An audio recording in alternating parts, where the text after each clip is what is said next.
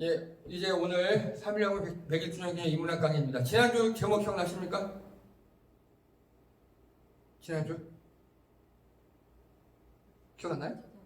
네, 중도 중립.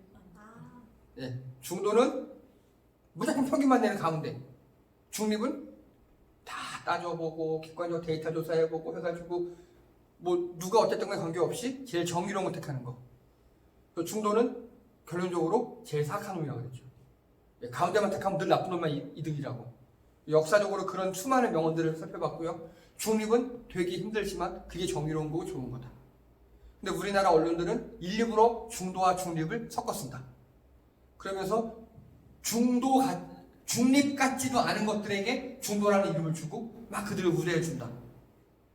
결론적으로 우리 총선 결과 다 보셨죠. 우리나라 국민들은 중립을 잘 선택한 것 같습니다. 자, 오늘은요 혐오, 증오에 관한 이야기입니다. 들어보셨나요? 혐오, 증오? 예, 극혐 이런 단어 들어보셨습니까? 예, 많이 유행하죠 요즘에. 그거에 대한 사전적 정의 그리고 이거의 위험성에 대해서 이야기해보겠습니다. 먼저 혐오입니다. 혐오의 국어사전 찾아보면요 미워하고 싫어하고 꺼리는 감정 뭐 이해하시죠? 심리학에서 혐오는요 신체적 사회적 병해를 입게 되는 대상을 멀리하는 감정 경험과 교육에 의해 형성된다. 뭐 어려운 말은 아닌데 중요한 건 경험과 교육에 의해 형성된다는 겁니다. 자, 어떠십니까? 그쵸, 그 반응이에요. 이게 혐오예요. 혐오? 이게 혐오예요, 이게. 예. 예. 그쵸? 예. 제가 아까 그래서 바퀴벌레 여쭤본 거예요. 네. 예, 혐오스럽죠? 딱 봐도. 예. 이거 보고, 아, 빛깔이 참 고와요. 이런 사람들이 있어요. 있어요. 여러분, 실제로요. 이 바퀴벌레랑 사촌쯤 되는 벌레 중에요. 요 빛깔이 갈색으로 반딱반딱 빛나잖아요. 초록색으로 반딱반딱 빛나는 놈이 있어요. 우리나라 신라 시대 때 그걸 가지고 공예품을 만들었어요. 그게 지금은 남아 있습니다. 이 빛깔이 곱다고. 우리 혐오라고 보지만 이렇게 혐오는요 지역과 사회화에 따라 엄청나게 달라집니다. 혹시 이거 보세요. 바퀴벌레에 대한 기사예요. 중국에서 벌써 바퀴벌레 사용량이 100여 개에 달하고요. 그리고 고단백 분말 파운드 20달러 거래되고 영양크림, 각종 약재로 발모제, 항암 치료제 활용되고 있습니다. 바퀴벌레가 놀랍지 않습니까? 자, 이 앞에 보셔도 이제 지금 여러분 모르시겠지만 에이어센 표정이 똥심 표정하고 계십니다. 이거 뭔지 아십니까? 어느 영화의 한 장면인지? 설국열차죠. 뭘 먹고 있습니까 이게? 단백질 블록을 먹고 있어요. 간단 양갱 같은 거예요. 뭘로 만들었을까요? 바퀴벌레를 만들었습니다. 라고 설국열차라는 영화에서 가정을 했어요. 근데 이게 현재 상용화 돼 있어요.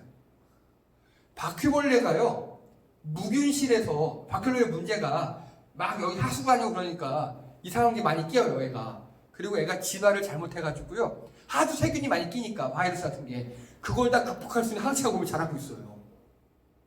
그래서 지금 현재 바퀴벌레 머리에 있는 그 흉부를 가지고 항암제 이런 걸 연구하고 있다니까요 현재. 근데 바퀴벌레가 그렇게 하수구들 같은 데 다니지 말고 실험실에서 배양을 하잖아요. 그러면 멸치나 새우에 버금가는 최고의 완료식품이랍니다. 물론 혐오스럽죠. 그래서 바퀴벌레를 가지고 바퀴벌레 파우더 있죠. 여러분 단백질 가루에 우유 타서 먹고 쉐이크 같은 거 만들어 드시죠. 거기에 이게 들어갈 수도 있어요. 앞으로는. 지금은 안 들어가 있는 것 같아요. 근데 확인은 못해요. 근데 그 영양분 자체가 완전 식품에 가깝답니다. 바퀴벌레 가루가. 그래서 미래에 이렇게 될 거랍니다. 아마 우리같이 바퀴벌레 저 모습에 하는 분들 말고 태어난 애들한테 바퀴벌레 맛있는 거다 그러면 막 주워 먹을 수도 있어요. 애들은. 네. 자, 그리고 바퀴벌레는요 파리 모기보다 깨끗합니다. 실제로 우리 몸에 제일 크게 해충은 모기예요. 왜요? 정확히 그 모든 해충과 바이러스와 이런 것들을 우리 몸에 주입하잖아요. 그렇죠? 파리는요? 파리는 똥에도 안 됐다 하면 옮겨 다니면서 하죠. 근데 바퀴벌레는 최소한 사람 보면 도망가잖아요. 그렇죠? 예. 그리고 얘가 날아다니는 데도 있지만 그래도 막 들어온 데 막 똥 화장실 이런 데는 안 가잖아요. 예. 실제로 위생학적으로 보면요, 모기가 제일 무섭대요. 사자보다 더. 사람이 사자에 물려 죽는 것보다 모기에 물려 죽는 게 훨씬 더 많답니다. 근데 사람이 바퀴벌레 때문에 감염돼 죽는다는 거의 없답니다. 바퀴벌레는요, 그래서 이런 게 혐오라 그래요, 혐오. 이런 거. 이해되십니까, 이제? 예. 어떤 객관적 데이터나 이런 거 따지지 않고, 그냥 비주얼이나 느낌이나 그런 게 싫어서 꺼려지는 거. 이 혐오는요, 문화와 세대에 따라 되게 달라요. 자, 순아, 이거 뭐야, 이거? 좋아해, 싫어해? 먹은 적이 없어. 적이 없어? 근데 먹을 수 있겠어? 먹을 수 있어. 그치? 두 분 이거 어떠시면 상낙지? 한국 사람들은 저는 이거 없어서 못 먹어요. 어릴 때 저희 할머니가 해주셨는데 이거 해주시던 그 맛. 아우, 죽어요. 아주 맛있어서. 침 꼴꼴 넘어가고. 그리고 뭐 좋아하시는 분들은 이거 보면 소주 생각난다 그러더라고요. 그런데 이거를 미국이나 영국, 프랑스, 서구권 사람들한테 보여주면 어떻게 하는지 아십니까? 우리가 좀 전에 바퀴벌레 보는 것 같이 그렇게 생각합니다. 왜냐? 이 사람들은요, 두 종류라 그래요. 두 종류. 머리에 다리 달린 거, 낙지, 문어 있죠. 그거에 대한 근원적 공포가 있어요. 이들에게는. 여러분, 캐리비안 해적에 보면 나쁜 놈 하나 나오죠. 문어처럼 생긴 놈. 우리는 그거 보고 문어다 그런 거 말잖아요, 그냥. 걔네들은 그거 보고 놀란대요. 문어나 차에 따라서 달라요. 여러분, 낫도 아십니까? 우린 청국장 같은 거잖아요. 여러분 청국장 냄새 맡으면 어떻습니까? 구수하다 그렇게 생각하죠. 외국 사람들 그거 맡으면 똥이라고 합니다. 똥이라고 합니다. 여러분, 치즈 중에 구더기 들어간 치즈 아셔요? 프랑스 최고급 치즈예요. 우리 그거 보면 어떨까요? 미치죠 막. 걔네들은 그거 없으면 못 먹어요. 이렇습니다. 이 혐오는요, 객관적인 게 아니에요. 감정이에요. 감정이고 정서입니다. 이해가 되시죠?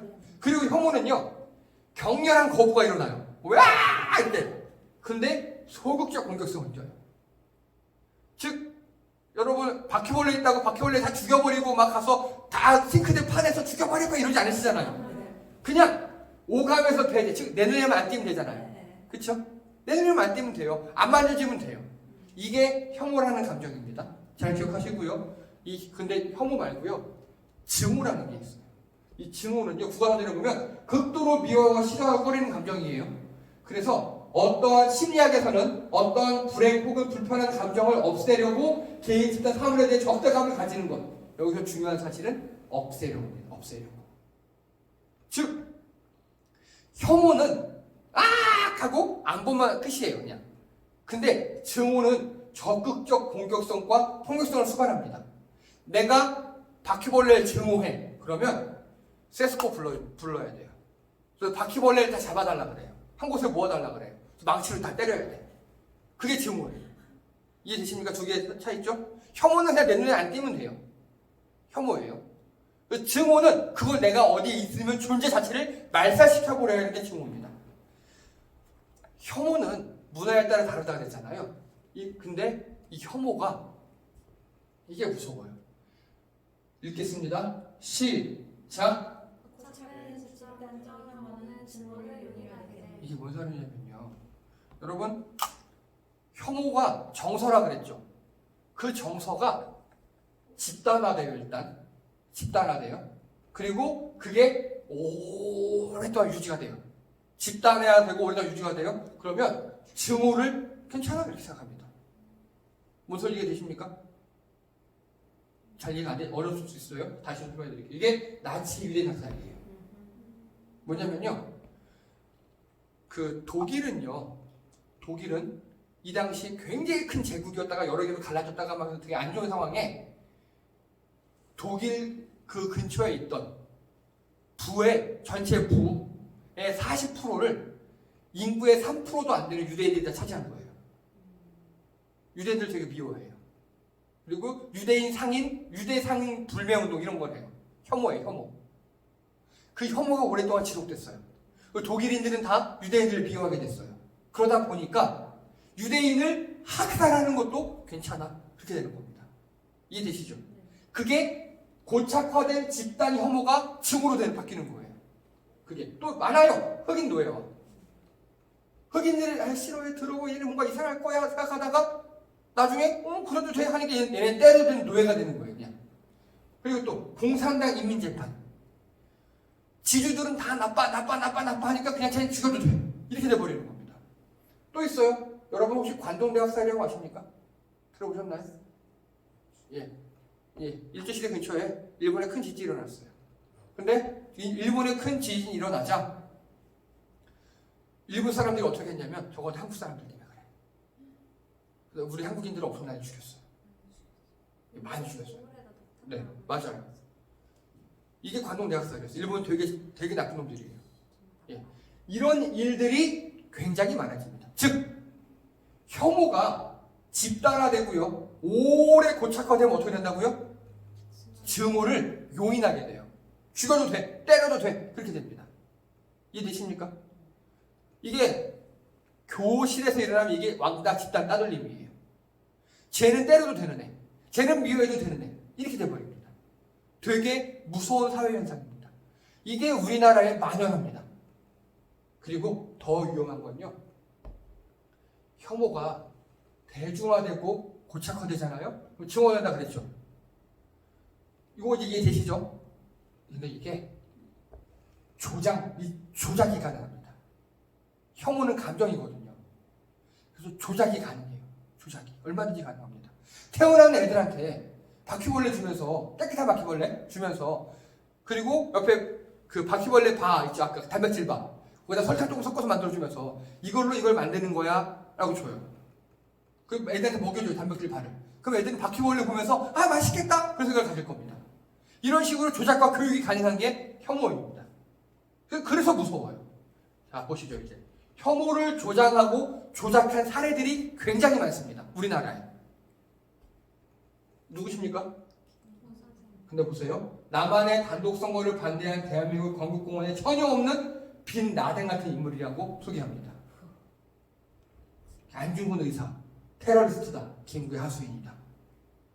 김좌진 장군, 체제를 부정한 악질 테러 분자, 청산리 대첩에 성공하신 장군님이에요. 근데 이렇게 표현합니다. 유관순 누나, 체제를 부정한 불순분자 여자 깡패다. 그리고 일제시대 종군 위안부, 자발적 경제단체 성매매업자였다. 이게 뉴라이트가 만든 대한교과서에 나왔던 내용입니다. 이해가 되십니까? 이 앞에까지 내용들이요, 학생들에게 김구 선생님, 유관순 누나, 김좌진 장군에 대해서 혐오를 조장하려고 지금 교육한 거예요. 이게 실제 우리나라에서 나오는 교과서예요, 이게. 아니요. 이 사람이 보세요. 박근혜 왜곡된 역사의 교육에 전혀 걱정 덜었다. 왜냐하면 뉴라이트 교과서가 나왔기 때문에. 2008년도 일입니다. 그 당시에는 국회의원이었어요. 그 당시에는. 그리고 이 사람이 정권을 잡자마자 이 사람이 총리가 돼서 이렇게 얘기합니다. 역사교육 정상화. 아까 그 뉴라이트 교과서 있죠. 그걸 그대로는 차마 못 내고 그거를 여러 군데로 분산시켜서 국정교과서 기억나시죠? 예, 그게 이 사건이에요. 그걸 이 사람들은 역사교육의 정상화라고 표현했어요. 그거를 보고 배우고 자란 애들은 김구 선생님을 어떻게 생각했어요? 테러 분자라고 생각했죠. 이렇게 혐오는요, 조작이 가능합니다. 조작이 가능합니다. 되게 무서운 일이죠. 자, 그래서 그 당시에 역사 왜곡 국정교육도 다 반대해라, 반대 이렇게 했습니다. 문재인 대통령이 당선되자마자 그날 바로 1호 지시가 국정교과서 폐지였어요. 역사를 조작하면 안 돼요. 근데 얼마나 이렇게 역사를 조작할 수 있어요? 혐오를 조작하는 겁니다, 이게 바로. 자, 이게 한두 개가 아닙니다. 혹시 이 사진이 무슨 사진인지 아십니까? 네. 자, 몇 포인트가 있습니다. 첫 번째, 이 배지예요. 단원구라고 써 있어요. 안산 단원구. 세월호 희생자들이 제일 많이 나왔던 거. 그 단원구 교복이에요. 이거를 이 사람 그때 20살 넘었대요. 어서 구했어요. 그리고 이 손 모양 기억하십시오. 일베 표시예요. 이 손 모양이 보이면 손모가지를 잘라버리셔도 됩니다. 저는 이 사람들을 사람 취급하지 않습니다. 그리고 이 어묵. 제가 밑에 댓글은 이 사람이 다른 멘트는 너무 혐오스러워서 안 갖고 왔어요. 뭔지 대충 아시죠? 예. 내 친구들, 이 사람이 이렇게 얘기했어요. 내 친구들이 고기밥이 됐다. 수장됐으니까. 고기밥이 됐다. 그 고기를 내가 먹는다. 어머. 그래서 나는 내 친구를 먹는 거다. 내 친구도 내 안에 있다. 뭐 이런 식으로 얘기했어요. 이 사람 고발당해서 실형받았어요. 사자명예 했으니까 그런 걸로. 예. 이게 일배입니다. 이게. 저는 일배는 사람으로 보지 않습니다. 일배는 때려 죽여야 된다 생각합니다. 근데 이런 일배가 한두 개가 우리에게 되게 커요. 그리고 일배에서 하는 일이 몇 개만 갖고 왔습니다. 이거 보십니까? 어떤 상황인지 보이셔요 지금? 실제 우리나라 뉴스에 났던 내용이에요. 일간 베스트가 이 일배예요. 일배 회원들 식사하시는 곳. 옆에 뭐가 보입니까 여러분? 세월호 천막이요. 혹시 그거예요. 네, 맞아요. 근데 여기 보셔요. 세월호 모욕단체가 삼성으로부터 돈을 지원받았어요. 일배가. 이게 뉴스에 난 거예요. 우리는 MBC 뉴스에. 자, 계속 보실게요. 세월호 유가족들이에요. 다. 피골이 상접하죠. 간식 투쟁하느라고. 그 옆에서 이렇게 치킨 먹고 피자 먹고 콜라 먹고 있어요. 이 새끼가. 이런 투쟁을 했어요. 일배는 왜 이럴까요? 왜 이렇게 혐오를 조장할까요? 일배 왜 이럴 것 같아요? 삼성한테 돈 받았어요. 삼성한테. 삼성 돈으로 그 다 치킨 사고 한 거예요. 근데 왜 세월호를 이렇게 타겟팅했을까요? 정치적 이유입니다. 여러분 최근 엊그제 선거에서도 세월호에 대해서 막말하고 현수막 훼손하고 그런 사람들 많이 보셨죠? 그 당이 세월호를 싫어해요. 바보들이죠. 오히려 사과하고 진상을 밝혀야 그리고 해결이 될 문제인데 자꾸 덮자고만 해. 이렇게 얘기해요. 보통 덮는 놈이 범인이거든요. 그런 것들이 이제 일배로 표출되는 겁니다. 그런 것들이. 자, 그리고 또요. 이거 SBS 공중파예요. 오늘은 예수상을 보러 가는 날하고 이렇게 이거 그림 보이시죠? 이 이미지를 확대하면 이렇게 보입니다. 이게 무슨 사진인지 아십니까? 예. 일베에서 고 노무현 대통령을 조롱하는 거예요, 이게. 공중파에서 이런 이미지를 써요.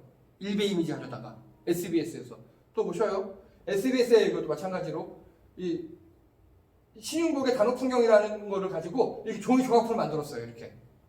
근데 원본이에요, 이거 원본이다. 근데 이거 보세요.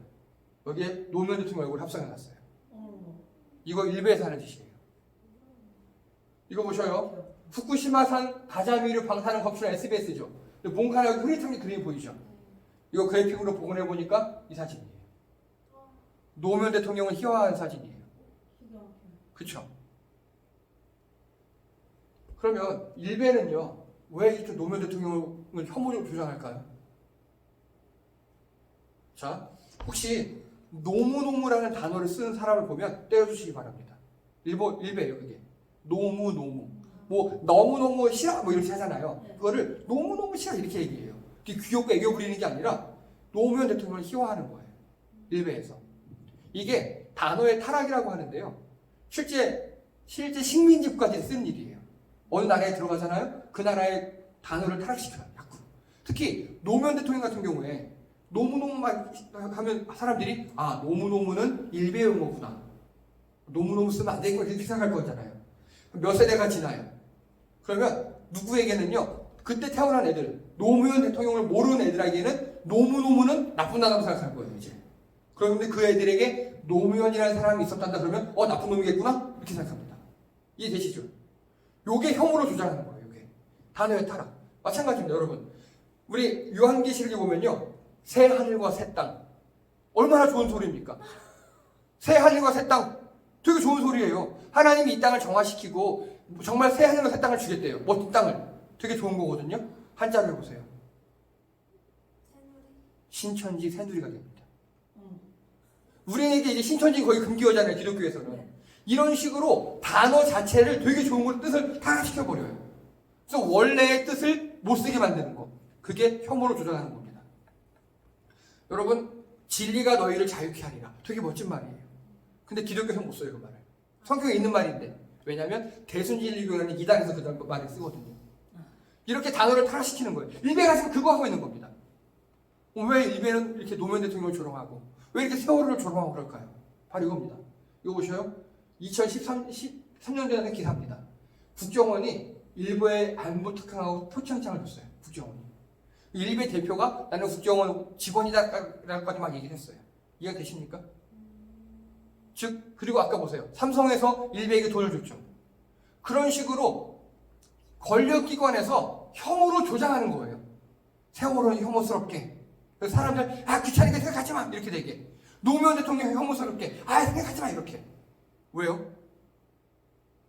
이거를 이렇게 국정원이나 삼성이나 그 당시 권력자들이 보기에는 세월호 사건과 노무현 대통령은 자기들의 큰 적이거든요. 그것도 자꾸 혐오 조장하는 겁니다. 그래서 이렇게 일베들이 자라났어요. 그래서 현재 지금 보면 그래도 이번 투표를 통해서 많이 정화가 되긴 했지만 사람들이 잘못된 인식을 많이 갖고 있어요. 노무현 대통령 하면 그냥 약올려 놀려도 막 되는 존재. 세월호 하면 그냥 무져야 되는 존재. 그렇게 생각합니다. 아직 아무것도 밝혀진 게 없는데도. 이게 혐오 조장의 사례입니다. 이게 한두 건이 아닙니다, 이런 게. 자, 그래서 이 혐오를 가지고 통치를 합니다. 정부가 권력기관이. 이거를 디바이드 앤 룰이라고 합니다. 이거 굉장히 오래된 고전적인 방식이에요. 어떻게 하느냐? 지역감정을 조장합니다. 지역감정을. 우리나라에 지역감정 원래 없었어요. 누군 신라 시대 때 백제와 신라가 이렇게 얘기하는데 다 개소리입니다. 여러분 4.19 아십니까? 4.19? 4.19가 뭡니까? 혁명 뭡니까? 간단하게. 누굴 몰아냈어요, 그걸로? 이승만을 몰아냈죠. 그 전에 대구는요, 대구를 한국의 모스크바라고 불렀어요. 그만큼 사회주의, 진보주의자들이 많았던 그런 곳이 대구였어요. 그곳이 그랬습니다, 그곳이. 그랬는데, 박정희가 거기에 막 투자해주고, 그리고 거기서 그렇게 했던 사람들 다 죽여버리고, 그래서 부마 항쟁, 대구 항쟁, 그때 박정희 형이 죽어요, 거기서. 그리고 되게 탄압을 하면서 나중에 잘해줘요, 결국은. 그러면서, 봐봐, 니네 잘해줄게. 저 전라도들이 안 해주고, 니네만 우쭈쭈 해줄게. 하다 보니까 지역감정이 돼버린 겁니다. 그래서 아예 전라도는 포기해버리고, 그리고 대구 쪽만 몰빵하자. 여러분, 전라도 다 대구가, 광주, 목포, 전라, 남북도 합해봤자 30몇 석이에요, 의석이. 근데 여기 경상, 남북도, 부산, 울산 다 포함하면 60석이 넘어요. 2배 차이 나잖아요. 여기만 먹으면 정권 잡을 수 있거든요. 그렇게 지역감정을 해서 내가 권력을 유지한 거예요. 그게 우리나라 김영삼 대통령 때가 이게 가능했어요. 근데 이건 많이 풀렸죠, 이제. 거의 없죠. 이번 선거 결과를 봐도 겉으로 보기에는 대구, 경북 욕하는 사람 많은데 그러면 안 돼요. 제가 다 일일이 64개 지역구를 다 봤거든요. 거기서도 거의 비등비등했어요. 8대2, 9대1이 아니라 6대4, 5.5대 4, 이런 식으로. 영원히 다 비슷했어요, 이제. 자, 그리고 세대 간 혐오 조장. 되게 심하죠, 이거. 그래서 나이 많은 사람들 어떻게 뭐라고 하죠? 틀딱 이렇게 부르죠. 틀리 딱딱거리면서 잔소리 한다고. 진짜요? 그걸 라떼는 이런 말 해준다고. 다 무시해요. 그래서 늙은 사람들만 기성세대의 말은 다 무시하게 가르쳐버립니다. 젊은 사람들에게. 그래서 젊은 사람들은 자기의 지지자로 모으려고 그래요. 되게 무서운 겁니다, 이것도. 그리고 여러분, 예를 들어서, 실직자 대책을 정부에서 마련해줬어요. 왜냐하면, 지금 50대 후반, 60대 초반 분들은 국민연금에 가입하신 분들도 있지만 없는 분들 많다고요. 그거 없는 분들 어떻게 합니까? 그래서 막 정부에서 지원해줬어요. 그랬더니 이렇게 얘기합니다. 저들을 취업시키느라고 젊은이의 일자리를 빼앗는다. 말이 됩니까? 이렇게 분리가 원래 안 되는 거잖아요.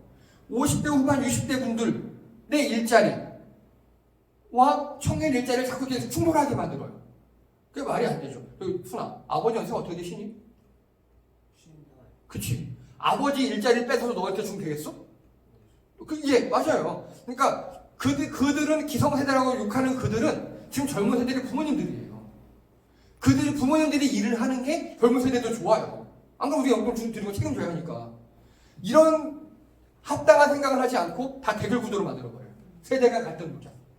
혐오를 주장합니다. 또 있어요? 남녀 간 젠더 혐오 주장. 이거 되게 심합니다. 자꾸 극단적인 예만 갖고 와요. 그래서 처음에는 국정원 같은 데 뭐 나쁜 기관에서요. 지금 국정원 아니에요. 지금은 아예 국내 파트가 없어졌어요. 이렇게 일베를 컨트롤했어요. 근데 그 다음에 워마드, 메간 같은 여성 이상한 사이트, 현실은 존재하지 않지만 그런 사이트를 조장해서 남자를 혐오하게 만들어요. 남녀 간의 세대가 엄청나게 강해요. 인터넷에 들어보면. 근데 현실은 없어요. 그런 사람들. 똑같아요. 현실에 일배 없는 것처럼. 왜냐하면 현실에서 일배인 게 탄로나면 회사가 잘리거든요. 그래서 남녀 간의 혐오 조장을 엄청나게 합니다. 또 있어요. 특정 국가 비하면 혐오 조장. 특히 중국이 이게 제일 심합니다. 중국은 더러워. 중국 놈들 원래 그래. 여러분, 중국이 우리보다 약간 문명화가 덜 된 건 인정합니다. 근데 중국은 거의 세계 1, 2 경제 대국이에요. 우리와 중국의 관계가 끊어지면 우리는 죽어요. 경제적으로.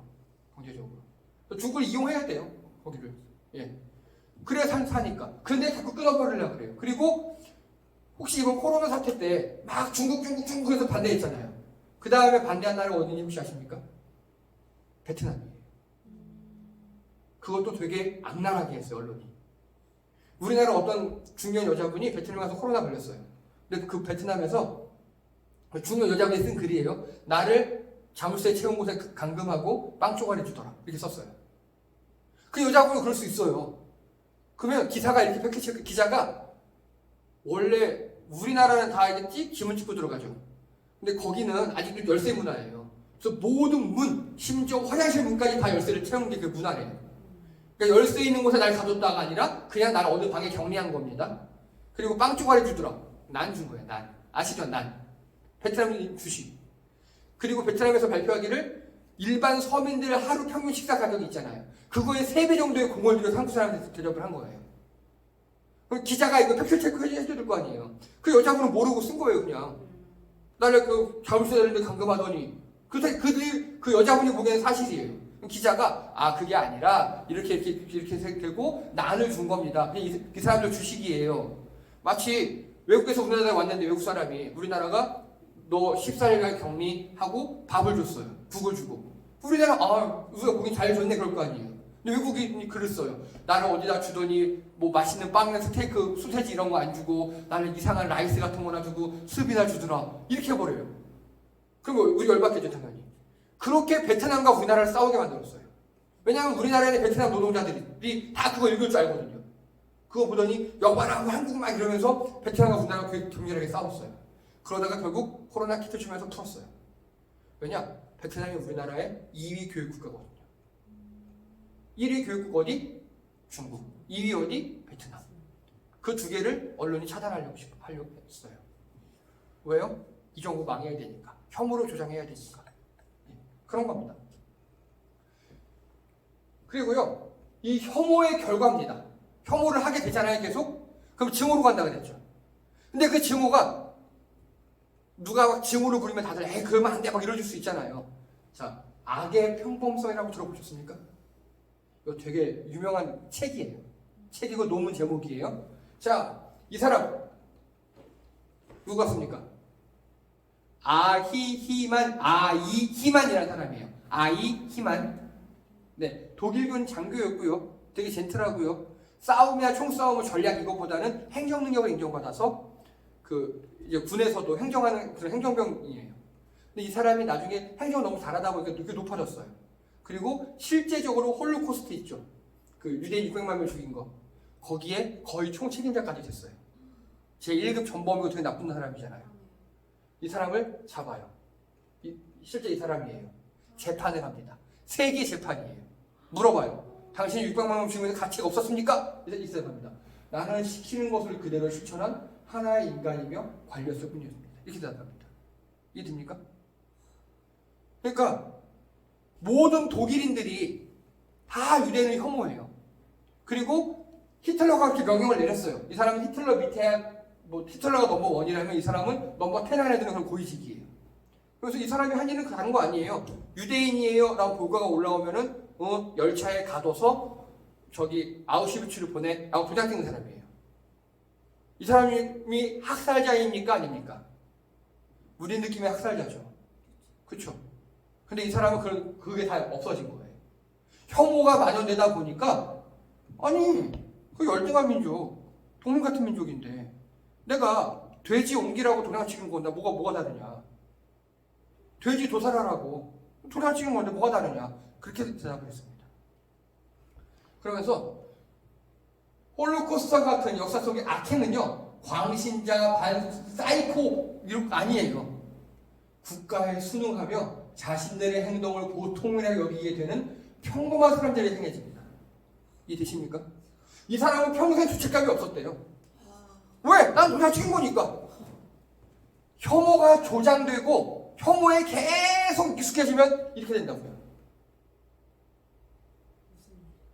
여러분, 일본에서 아베가 툭 하면 들고 나오는 게 혐한 감정이에요.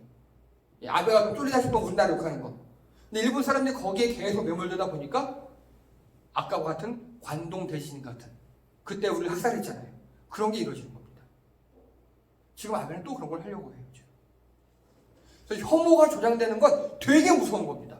거기서 제대로 끊지 못하면 이 사람처럼 이렇게 자기가 무슨 짓을 벌이는지도 몰라요. 그냥 나는 행정관리로서 열차 출발하고 불에 도장만 찍었을 뿐이다 라고 이 사람은 그렇게 얘기했어요. 그 결과가 어떻게 되는지 모르고. 생각나는 사람 많지 않습니까? 우리나라에도. 예, 얘기는 하지 않겠습니다.